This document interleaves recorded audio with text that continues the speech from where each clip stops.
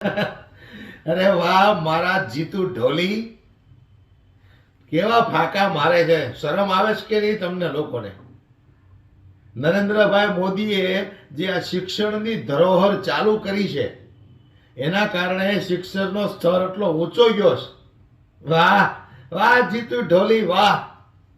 ફાંકા મારવામાં તો ભાઈ એકે એક નંગ ભેગા થયા છો ભાઈ. ખરેખર નરેન્દ્ર મોદી આપણને એવું લાગે બધાને ફાંકા મારતા શીખવાડી દીધું છે. સૌથી વધારે અભણ અંગૂઠા છાપ તો તમારી સરકારમાં છે. કોઈક 8 પાસ છે, કોઈક 12 પાસ છે, કોઈક 10 પાસ છે.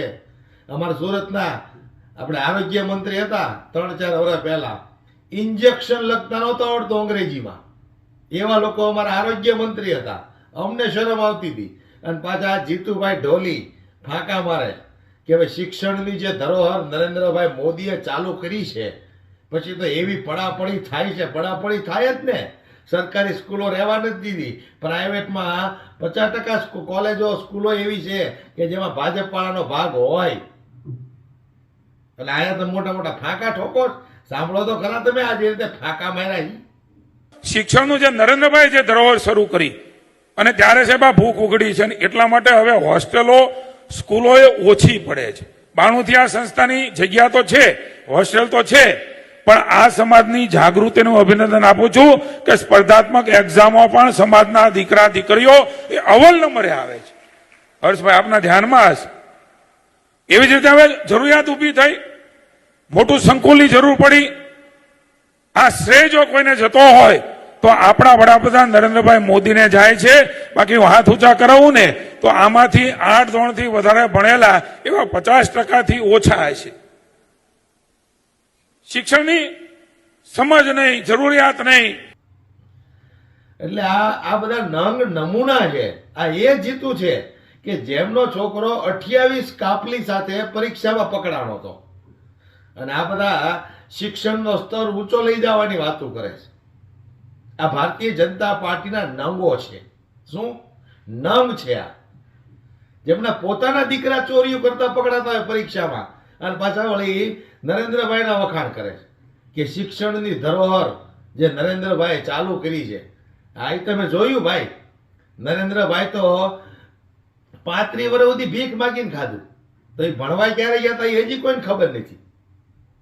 હું કહું, નરેન્દ્રભાઈએ 35 વર્ષ સુધી ભીખ માગીને ખાધું હતું. એ ક્યારે ભણવા ગયા, ક્યારે કોલેજ ગયા, ક્યારે એને ચા વેચી, એ કઈ ખબર કોઈને છે નહીં. ખાલી સાહેબે ફાંકા માર્યા એટલે આપણે બધા આયા રાખીએ. બાકી જે જગ્યાએ એને ચા વેચી હતી એવું કે છે, એ સમયે ત્યાં એ પ્લેટફોર્મ નહોતું, રેલવે સ્ટેશન નહોતું, તો એને ચા વેચી. વિચાર કરો તમે. અને એની વાય આ બધા નંગ ઈ ફાંકે સીડ્યા. એટલે ભાઈ કંઈક જોઈ વિચારીને બોલો. અભણ અંગૂઠા છાપ નેતાઓ તમારી સરકારમાં જાજા છે. 8 પાસ ગૃહમંત્રી છે. આ તો અમારે ગુજરાતનું દુર્ભાગ્ય કહેવાય કે આવા ગૃહમંત્રીને અમારે સહન કરવા પડે. પણ શું કરીએ, આખી દાળ જ તે મેં ઓલી કે આપણે નથી કહેતા લગ્નમાં આખો ઘાણો દાજી ગયો. આમાં કોના વખાણ કરવા આપણે? આખો ઘાણો દાજી ગયેલો છે ઉપરથી હેઠે સુધી.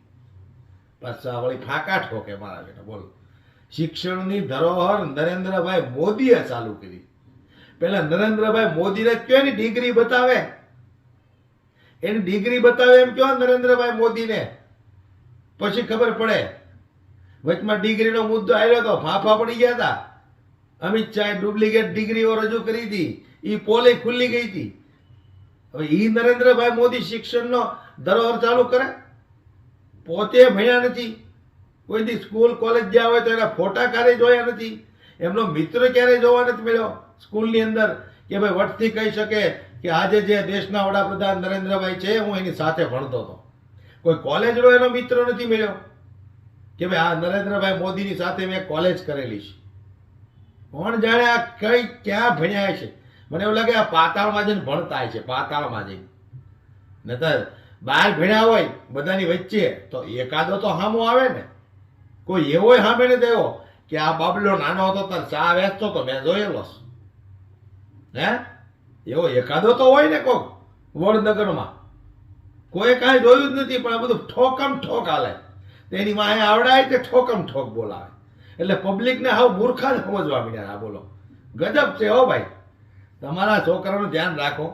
28 કાપૈયું લઈને પરીક્ષા દેવા બેઠો તો, પકડાઈ ગયો તો, પેપરમાં આવ્યું હતું, અને આયા પાછા ઉચ્ચેરી ઠોકો, હાલી નીકળ્યા તો. બધુંમાં બધું શેર કરો આ નંગને, એટલે ખબર પડે કે અમે જે બોલીએ છીએ ને એ કેટલું સાચું છે ને કેટલું ખોટું છે, અને અમારી પર લોકો કેવા સવાલ ઉઠાવે છે. પણ જો કે આ તો બધા બેશરમ છે, આને કાંઈ શરમ જેવું છે નહીં, એટલે કાંઈ ફરક પડે નહીં, સમજ્યા? પણ તો વિડીયો શેર કરી દો, પસંદ આવ્યો હોય ને તો ઠોકો એક અંગૂઠો તમે તમારે.